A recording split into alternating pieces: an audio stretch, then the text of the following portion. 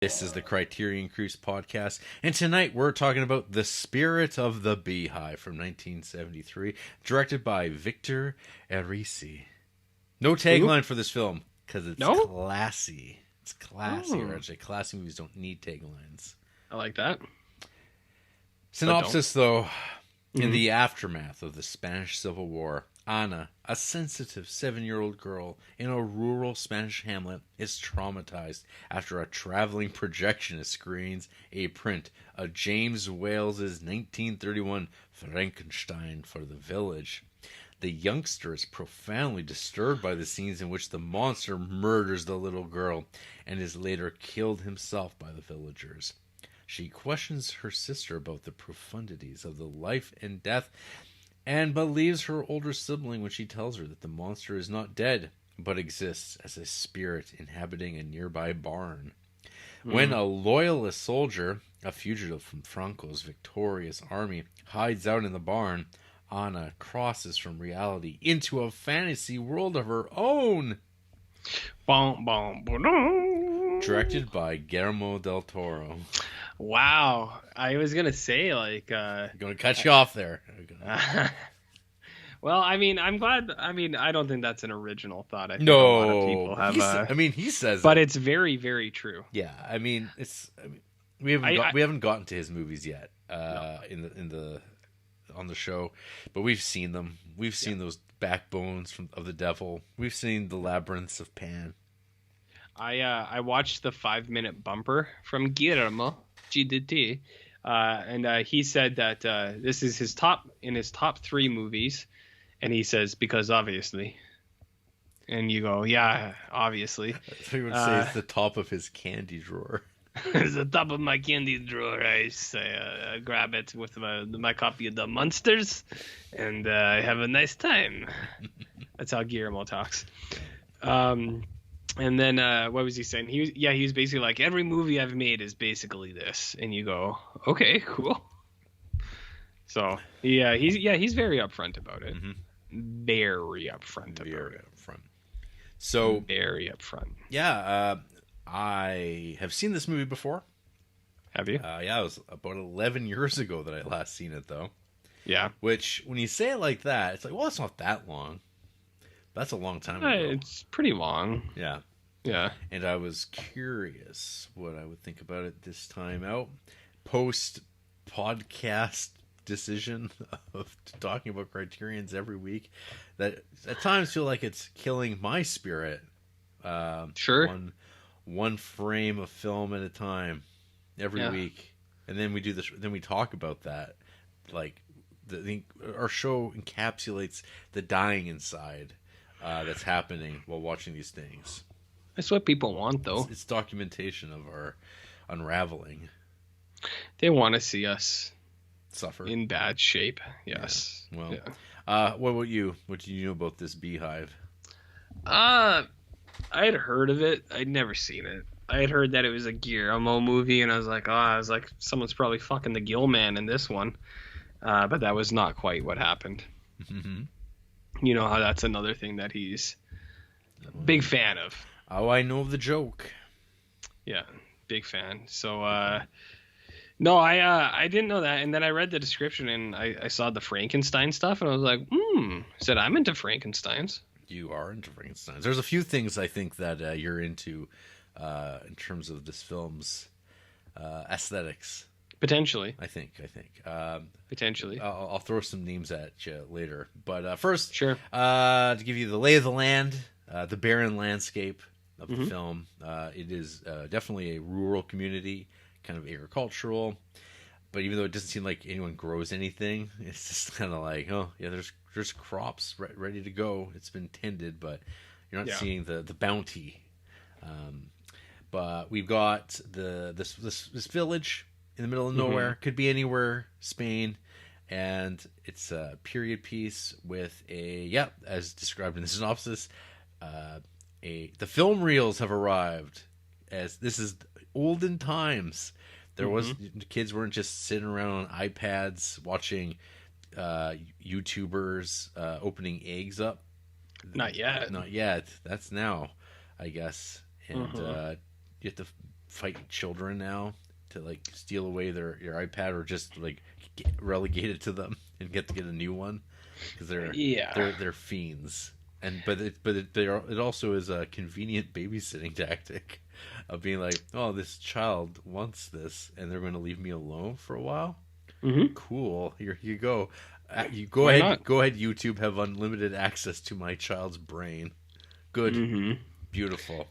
And they watch those weird Spider-Man things. You know, but back when 1940, it was some weird old dude who's trying to make a quarter, and people have to bring their own goddamn chair to go see the movie if they want to sit in luxury in the old church or community hall or whatever. Mm-hmm. And you're going to watch in a very lit room.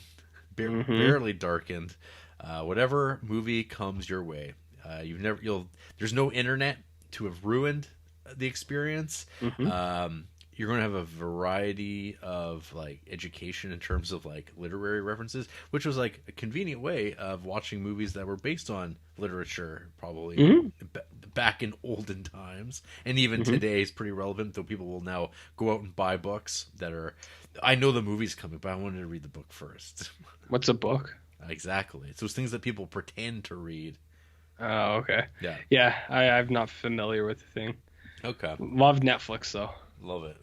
Yeah, love Netflix. It's good shit. It's good shit. Yeah, very good stuff. So, this is a tale of a small rural town, and a screening of Frankenstein that'll go on for a week or two. As long as those quarters, whatever bits, keep coming in. Essentially, it sounds like it's the equivalent of like $1 for an adult and 50 cents for children. I'm not sure what the... it's the equivalent. To me, it's like the equivalent of that. Or is it like a penny or 5 cents? Sort of like, I don't know. Yeah, it was one of these for adults, 2 of these for kids. And in my mind, it was like 2 pennies for a kid and a nickel for an adult. It's kind of how I thought of it. Yeah. So we get these like so the first time I ever watched this, I had no idea how much this leaned into Frankenstein at all. So that was like a pleasant surprise because even at that time, I don't know if I'd actually watched Frankenstein ever before. That would definitely come. No, but probably about within a year or so, I did finally start watching the Universals, and I got to tell you, RJ, that first Frankenstein movie, I think, is probably one of the like great movies. Like people always talk about Citizen Kane a lot, rightly so, but I think Frankenstein is genuinely like one of the first great movies from Hollywood. And you get a little glimmers of that in the footage that we see in this, particularly like that shot of the father walking down the street with the dead girl in his arms. That still is like pretty grueling. Like it's like holy shit, that dangling arm and stuff like that. That's some good performance of that little actor, and just like it looks so real and raw, and you're like, man, this is not what you'd expect. And so it kind of drives. There's the editing between the audience in this little rural town watching this for the first time, and there's not like this like big like hammy like I can't believe this is happening. It's like just like them watching it. And I'm not sure. I didn't watch any commentary tracks. I didn't watch any like behind the scenes about like if the people in that room were watching that movie for the very first time. Because it's quite. I mean, the kids definitely probably were seeing it for the first time. 1973 kids, because I don't know if they're big Universal horror fans wherever they filmed this. But so they might have been watching it for the very first time. So you're getting some reactions to this, and a story. So now you have the 2 sisters, one younger, one barely older. I would say, they seem, a year or 2. Yeah, they're very close in age. Calling one older is like, well, one is the older sister, but they're both like little kids, and the girl's like really like why? Because it always comes down to this scene of when Frankenstein walks down by the water. Should I say Frankenstein's monster? Shut. And to you, I say shut up. I think my favorite was always that person who just wrote in. They're like discovery in an old copy of Frankenstein, and they wrote in pen, and it's just like at the very end is like, it's okay if you call me Frankenstein and not Frankenstein's monster. I'm totally cool with that. Everyone knows what you mean. And I went, yeah, I get it. Frankenstein. Mm-hmm. No, I'm with you, dude. That stuff's silly, but Frankenstein is all very, very good. And I don't trust people who the Bride of Frankenstein truthers who keep saying that movie is better. It's not. Frankenstein normal is better. It just is. Oh, gee. Just is. I Edgar agree. Wright. Mm-hmm. Fucking guy. Yeah. Anyway, So the scene that like kind of haunts her is and they never really unpack it fully. And I've seen this discussed in. I'm not sure if it's clear specifically in the movie to me, or if it was like conversations around it, or if it's in the novel, or if the letters up that make up the novel. Yeah. But when Frankenstein comes down to the water, comes across this little girl, she's throwing flowers along the riverside, and then she hands some flowers to Frankenstein. Frankenstein throws in the water, but he's all out of flowers. But the thing was always that, like, well, he picks up the most beautiful thing to him, which is the little girl, and he throws her in the water to see her float, and she doesn't float. He doesn't know that, and she drowns, and it's sad. And then he dies, and it's sad. Yep. And that's life, man. That's the way she goes, Bubs. Life is hard, but eventually it ends, right? Yeah. So this girl is struggling with this, and her sister's like, "Oh, I'll tell you later. I'll tell you later," because she doesn't know. And then we have the parents. We have Christopher Plummer. We have who? Not Christopher Plummer. Somebody somewhat like Christopher Plummer. He's into bees. Yeah, I mean, bees is a valuable industry. But he's like a hobbyist beeman. Yeah. And an academic. Yeah. Who writes about bees. Well, what else are you going to write about? He's married to a younger woman, to which he's had these 2 children with. And she's apparently pining over a guy that went off to war. Well, who hasn't gone off to war? You know what I mean? Yeah, or something like someone else that she's like into, and now she's kind of just floating through life here in the comfort of this kind of like, I don't know, like pretty nice but kind of blank chateau. And this guy's like seems to be very uninvolved with like everything, like the children he barely even looks at, the dog. The dog, it's like, I want pets so bad. Why don't you pet me? And the guy's just like, I don't care. He's too hot. No. He's his ass too hot. Yeah. I love my bees. Yeah. Like, you know. So the one thing I'm going to say, RJ, I don't know if you feel the same way. So a lot of the writing around this film is about the political elements of like the backdrop of the story. What's a politic? What's a politic? Yeah, I mean there does seem to be quite a bit of that in the conversation around this. I don't even know if it's like particularly strong. I mean, I didn't think that until you see that guy for a second, because even in the bumper where it's like post Civil War, it's like all right, but yeah, I don't think it's a strong aspect of the story, which I think is because when you hear about like the story of like 1973 for like Franco kind of period, because this is like at the end of that period, like to get through that you had to be sneaky. So you got your Paul Nashies doing werewolf movies, but they're about like, look, they're about corrupted political leaders. Don't you see what he's trying to say? He's trying to get a message to the people that there's werewolves or something. You know? He's wolf pilling them. Well, I mean, you gotta watch out for the werewolves, Jarrett. I gotta watch out for the wolves amongst us, you know. Well, that's true. That's true. Picking off the sheep. They can't all be that subtle, you know. Yeah. So yeah, I mean, the film has this opening that is unique to the Spanish of this film, where there's this man, this kind of Bela Lugosi kind of figure, who's like talking about, you gotta watch out. I mean, yeah. Watch out for those things that challenge the creation of God. Like Bela Lugosi did? Well, it's like not Bela Lugosi, but he is kind of a Lugosi-esque man. But he's but it's like kind of the authorities saying, because they've just defeated the leftists, and I was like, now things can finally go right, because we all know communism is godless, RJ. Well, I mean, it's 40s Europe, baby.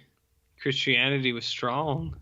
Mm-hmm. Strong. It was the 40s, right? Yeah, 1940. Yeah. World War II is happening. But that's in another place. Yeah, it's somewhere else, but Spain. Spawn. So we get some stuff with, like, it's basically these girls like hanging out in this pastoral backdrop, going to school, very pastoral. This movie's like really nice looking, very pretty. Yes, it is. The older sister tells the younger sister, it's like, yeah, Frankenstein, he ain't dead, and I've seen him. So I seen him over by the well. Yeah, over by the well in that old barn. He hangs out there. So the girl's like, "Oh shit, yeah, gotta go check out Frankenstein." You gotta put the question to him, saying, "Yo, why do you kill that girl in the movie?" It's like, well, because he's not dead, but spirits around. So there's some explorations of that. Yeah, lots of going back and forth to that spot, and it's always empty until it's not. So yeah, there's some schooling going on. There's some shitty antics with the older sister. She's not such a great person. I mean, she's a child, so I mean, yeah. And Anna calls her on her bullshit right away. She's like, "Tell me what you know about it." And he's like, "I'll tell you tomorrow." And she's like, "You don't know anything." She's like, "Frig off." So yeah, it's an older sibling thing, but the younger kid sees right through it. I mean, early on, and then she starts to make her own narrative. She chooses her own narrative. Ooh. She's gonna get jacked. And that narrative has Frankenstein in it. Yeah. I think that's the important one. No more seed oils for her. No. Avocado oil. That's it. Oh, that's seed in there too.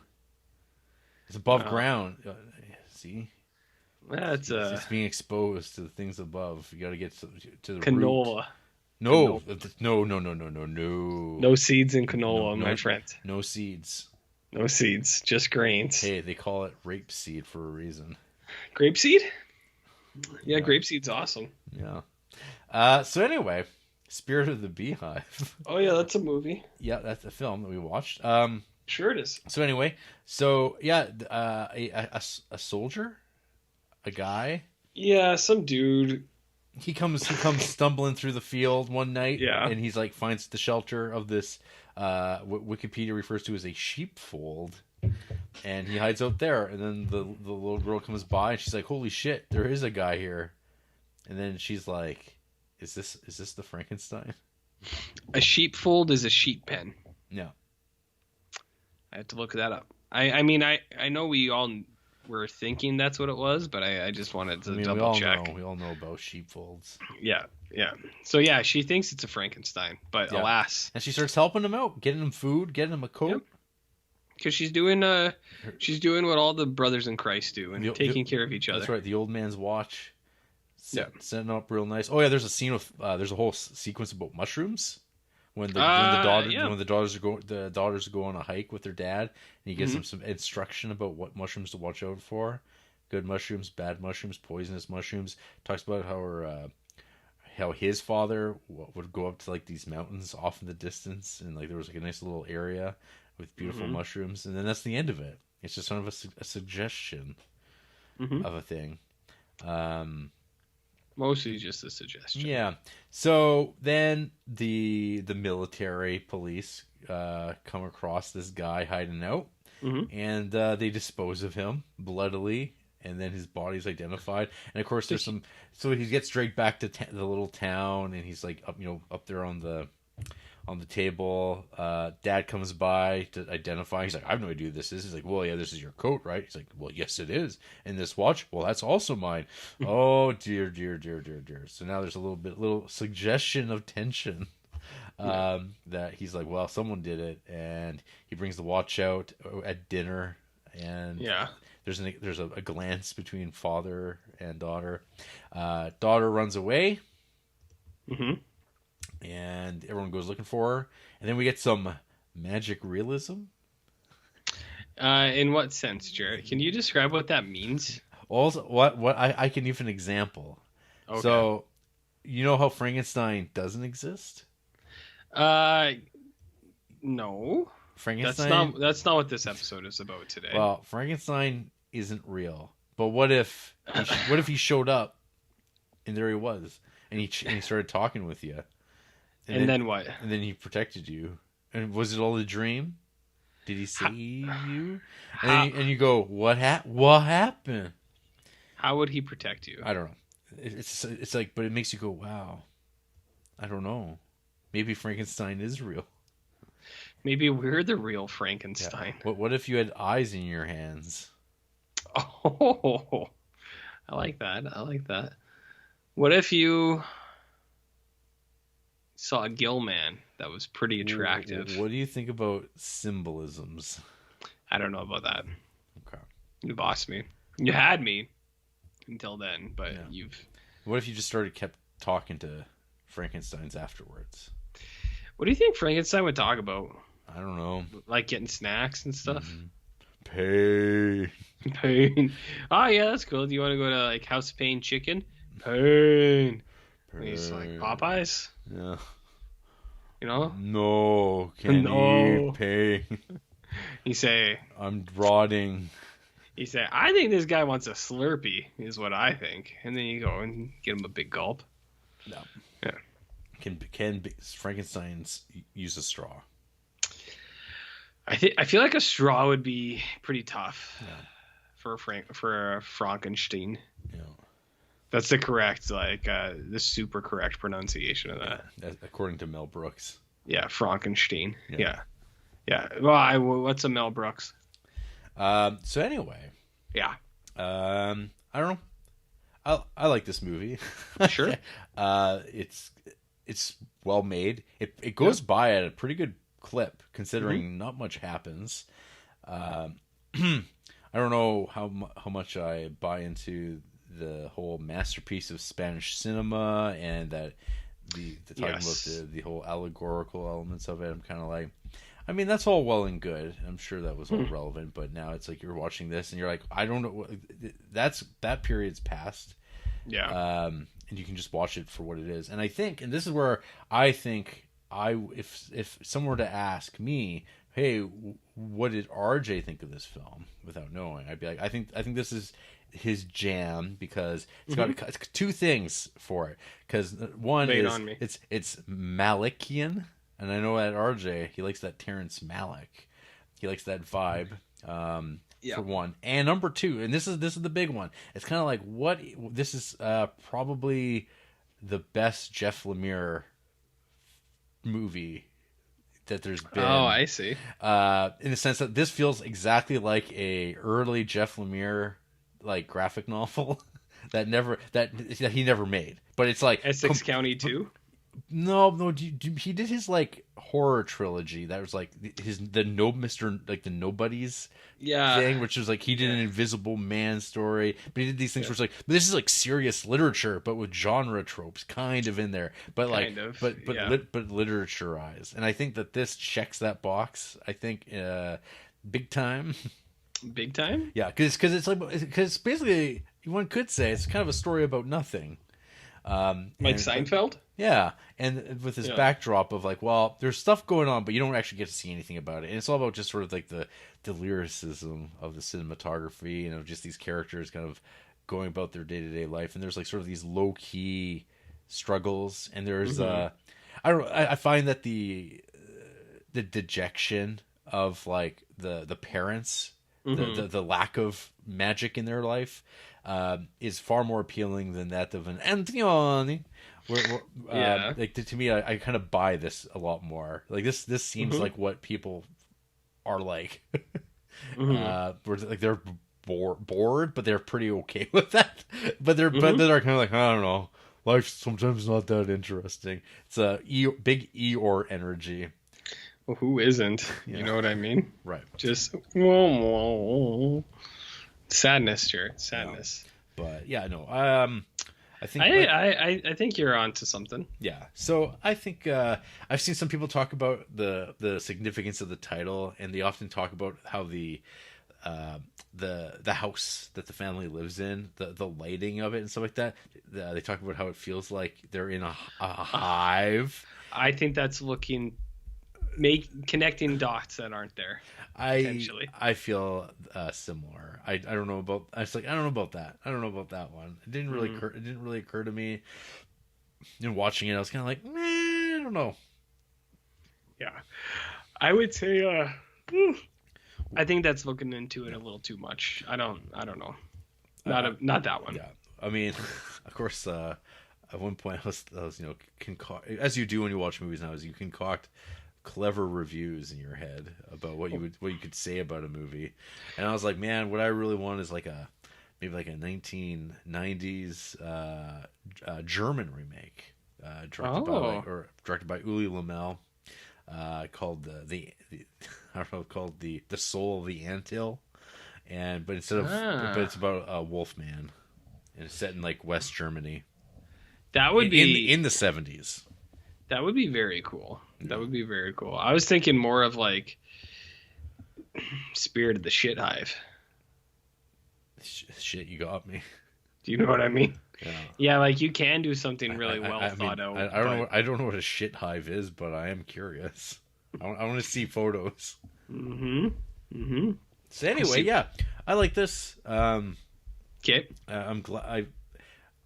I don't know if I think I gave it 4 stars, which I think is just an acknowledgement of how well made it is. I think it's good. Yeah. It's not in the upper echelons of my personal top 100 or anything like that, but I can be yeah, this is a good movie. And it feels like it's been a while since we've watched one of these movies that I feel yeah, no, this is good. People should watch this. But I think Guillermo probably has done more for this movie's ongoing reputation than the Criterion has. But they put it out. I mean, they don't call it the Del Toro Collection, so I don't know. I mean, they might though eventually. Yeah, but you know what I mean. But yeah, for me, it's we have to go back to Coco, a Talking Gorilla, in terms of things that I have found of note, of merit. Well, I mean, and then obviously Equinox. Oh, Equinox is pretty sweet. Yeah, Equinox is pretty sweet. All right, anyway, Jarrett. RJ, what did you think of The Spirit of the Beehive? Am I wrong? Let me tell you about Spirit of the Beehive. So I had heard about it, but I didn't quite know what it was. And then when I read the review or the synopsis, because I don't look into movies because people know I don't try. But I do always look to see if Andy would like it. And I read it and I was like, ooh, I said, this sounds good. But sometimes she doesn't want to watch subtitle movies, which I understand completely. And I was like, do you want to watch this? And she's like, that sounds good, but I am not going to watch that with you. And I went, no problem. I got it. So I threw this son of a bitch on and I was like, Frankenstein's sick. I went, Spanish Civil War, sick. And then I saw Guillermo del Toro and I went, holy shit, the man is here. I didn't make that Jeff Lemire connection on my own, but I do agree with you. That is, it's very fitting with the kind of stories he likes to tell. Mm-hmm. A lot of almost non-stories. Oh yeah, almost non-stories, but also parent-child relationships and stuff like that, and them getting into their own adventures, Jarrett, as people sometimes do. Oh, and there's that fairly well done tense scene, I guess, where there's a loud sound and a loud crash, and the younger daughter comes running into the room, and she just kind of sees her sister just unconscious or dead on the floor, and there's a setup of she was on a chair and there was a plant and she's just fallen, and it's staged out and it plays out for quite a bit, where it turns out to be an elaborate ruse.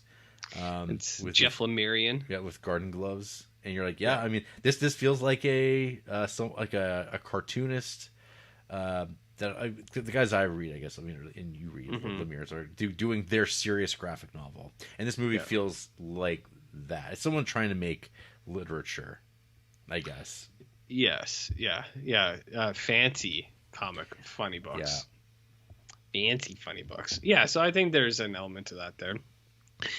So I threw this on. Good Sunday afternoon watching. And I would say for the Malik thing, I think, is also there too. So for like 30 minutes, I was like absolutely dialed in. I was like, ooh. I was like, I'm liking this. I was like, this is grabbing my attention in all sorts of ways. I like the setup with the Frankenstein stuff. I thought that was cool. I like seeing the theater.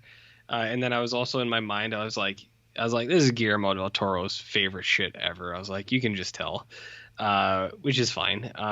But I like the theater, and then I like the old beekeeper man. I kind of I like the scene where he's out on his balcony listening to the movie. Like it's him reading, but like he's hearing the movie and he's like interested by it, and he's just like out there and he's just like listening to the dialogue because it was good dialogue. Frankenstein's got good stuff, like you said. Frankenstein's an awesome movie. I also think that the way that they show the scenes of Frankenstein in this movie is well done, where it's they show the setup to it, but they don't show him throwing her in, which I think is the right call, because it's like you said, when you see the daisies and then it cuts to the dad carrying the little girl in the street, it's a hard cut, and then if you weren't familiar with it, or even if you are, you're just like, oh yeah, you're like, some shit happened there. This is Frankenstein's a real movie, man. So I like that. And then I do like the childhood play stuff with it, where it's like I like the kids staying up and the little girl just like asking questions, you know, where it's like, what do you think of this? What do you think of that? Like, I think that stuff that's good, like sibling relationship stuff, because I remember like stupid shit like that, like watching I don't know, something super bad, like say Master, or not bad, but like something goofy, like Master of Disguise. You know Master of Disguise, Jarrett? The Dana Carvey movie. I would watch that. I remember like after I watched that, I was like 10 or something. I remember like sleeping, like, I don't know, somewhere, and like my sisters, there was like, what'd you think of that, like that scene with the peanuts, or the turtle scene? I was like, did you like that? I mean, it wasn't life changing like Frankenstein, but my point is that it happens. It happens. It happens. It happened. It happened. It did happen. So I kind of like that stuff too. So I like all of that, and then I really like the setup of it's like, he live out. I've seen him. He lives over by the well house, and I was like, yeah. So for like 30 minutes, I was really dialed in, and then I'm not gonna lie, Jarrett, it kind of lost me a little bit in the back end, or in the middle part, I should say. Not like lost me, like I do. I agree with you on everything, where it's kind of like, I think this movie looks great. It's exactly the kind of story I like, where it's got like some Lemire stuff. It's got great like Terrence Malick kind of shots, where it's just, you know, just landscape shots of stuff, and you're like, man, it's pretty out there. It's got a good story with the backdrop of the Frankenstein stuff, but I do think it does not wander, but I think it does kind of like it waddles for a little bit, and I don't even know what I mean by that, but there are a couple of parts where I was kind of like, I was so kind of locked in, and then for like 10-20 minutes I was kind of like, I was drifting around a little bit, and I was just like, for a second I kind of had to catch myself, and I was like, what was happening just there? And I felt bad, because I was kind of like, this seems to be something that I should like a lot.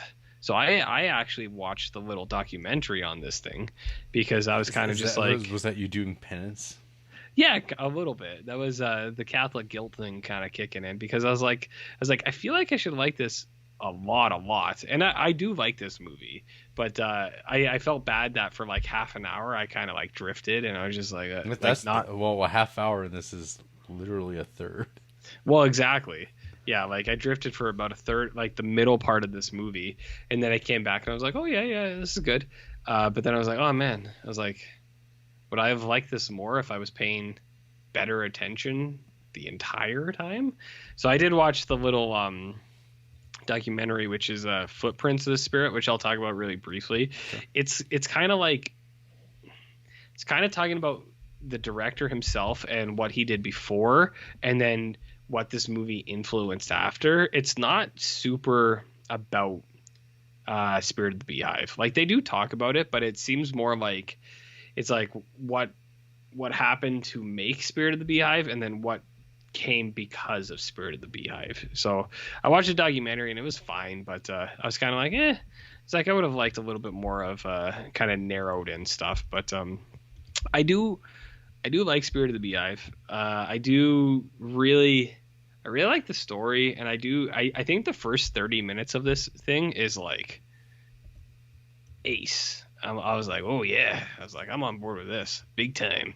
And then it lost me a little bit in the middle, but that could have just been me. Maybe I was sleepy. Maybe I was too hot, Jarrett. Sweating it out over here. You know what I mean? Mm-hmm. Could have been that. But yeah, it's a good show. It's a good show. It's a well-made movie, which we don't get a ton of. Well, we get I think most. I mean, after one watches the Robert Zombie Monsters trailer, everything's pretty good. Everything is beautiful. Yeah, in that's comparison. True. My goodness. But yeah, I mean, this movie, I just felt like it's like, oh yeah, no, this is good. I like it. I like it. It's good. Yeah, I agree. I mean, but yeah, no, I think it's fair though. I think this movie could be a little sleepy.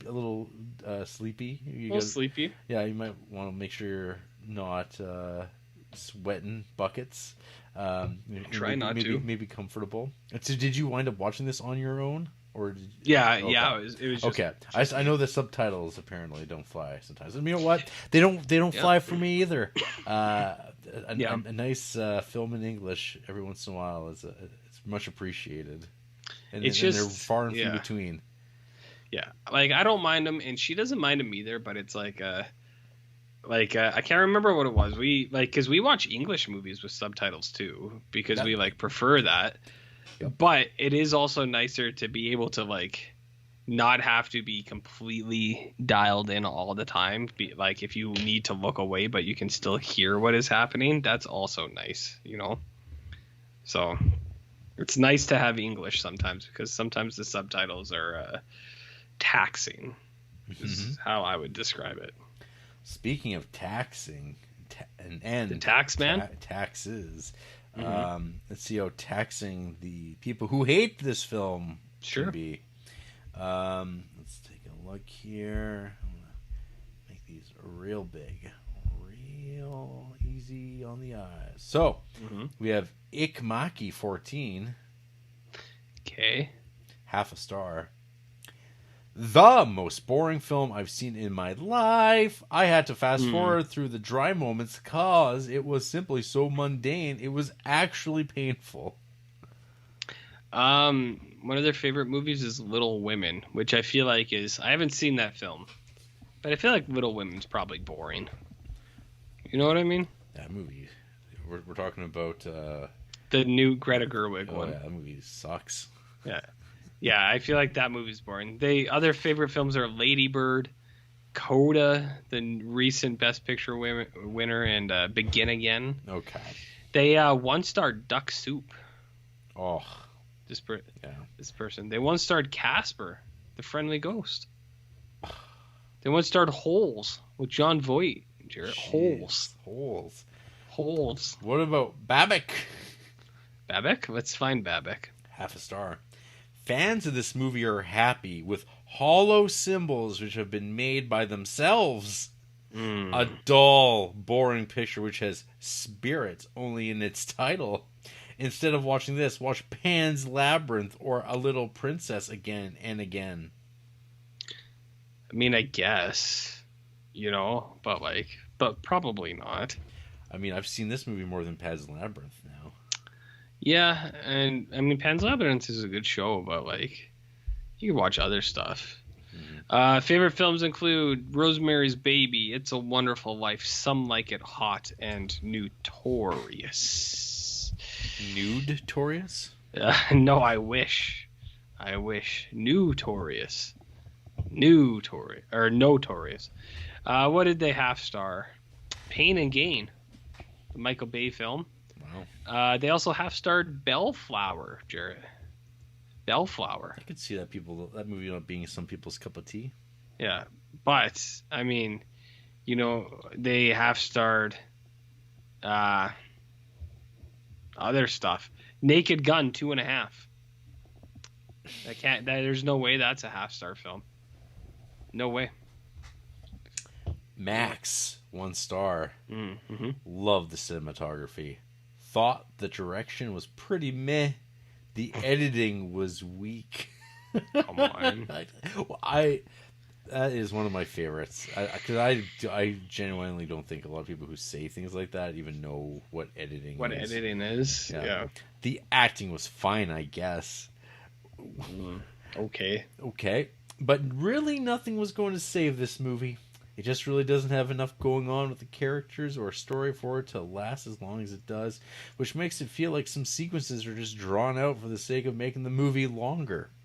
All of this just made the film boring, and I nearly fell asleep towards the beginning.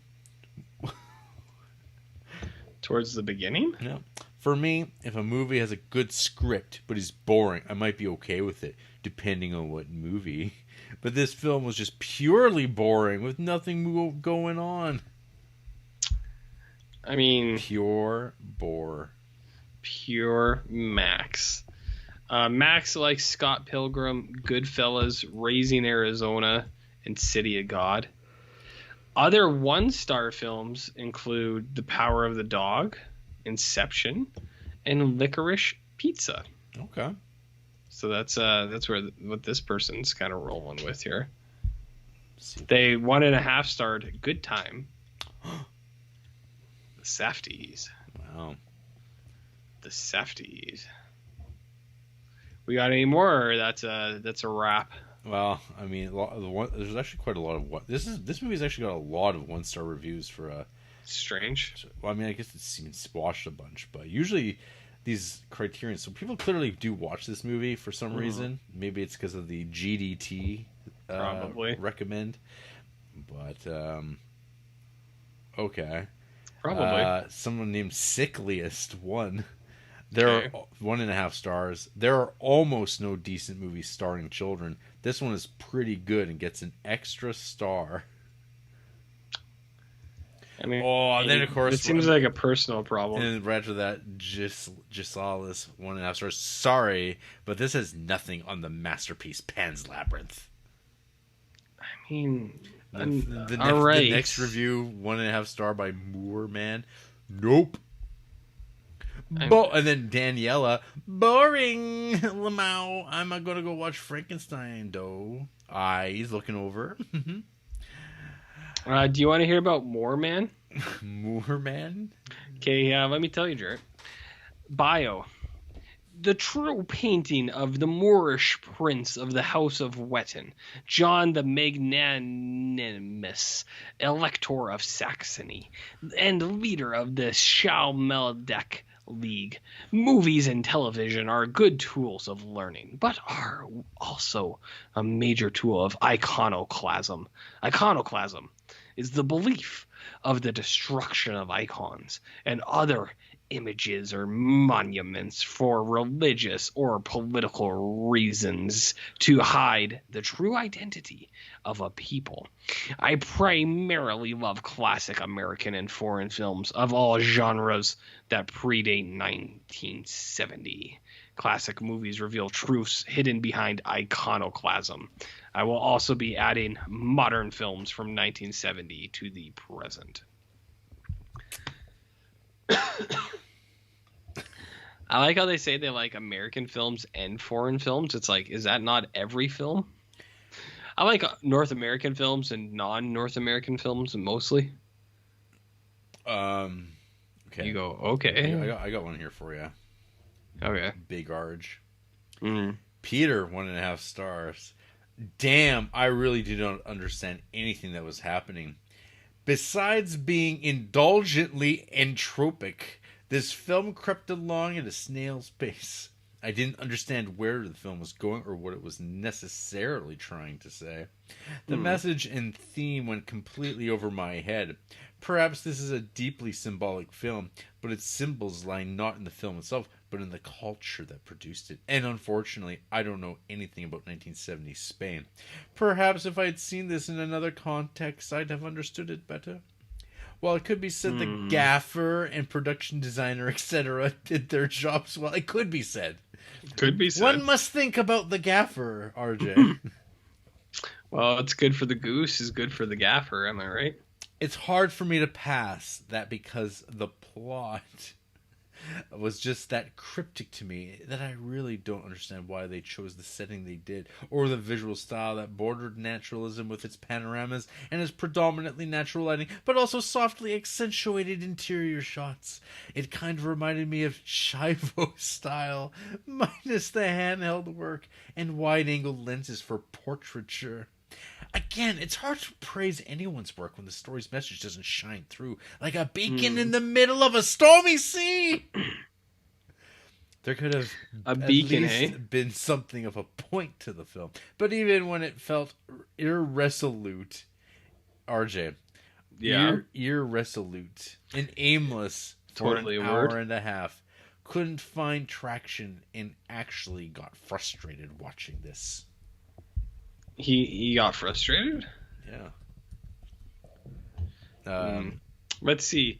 This person just reviewed the Bat. They don't have a ton of star ratings. They did low star last night in Soho, which I find funny.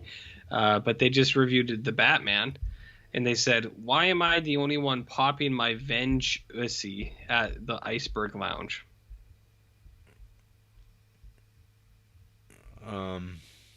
It's a review that they wrote. It's a review that they wrote about this movie.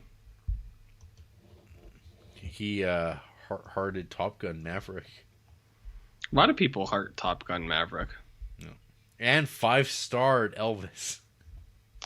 I saw that also. A lot of people are 5-star in Elvis. Are they? Although we saw that preview. You and I. I'm a Tom Hanks. He went, hello. And you went, hello? Tom Hanks? Single hips. Ugh. Ay. Well, there That's you go. Tom Hanks for you. There you go. We did it. Did we? No. I think we let the Beehive down. It's going to collapse now. The colony's done. Yeah. And it's going to be left only as a spirit. It'll just be a husk. A husk? A husk of a hive? That's right. Or a husk of a busk, you know what I mean? No. Any final thoughts on the spirit of the Beehive, RJ? No, I mean, it's a good show. I think people should check it out. It's good. I wish I liked it a little more, but I still liked it. Cool. That makes sense. Sound like a real pose dog. Who, me? Yeah. I mean, I'll order 18 white chocolate brownies if you want me to. Okay. For me and my friends. All my friends. I say, let's go. Let's go. Do it. Let's go. After the break, Frankenstein will save this podcast. I believe in him. Oh. He watches over all of us. Who doesn't believe in Frankenstein?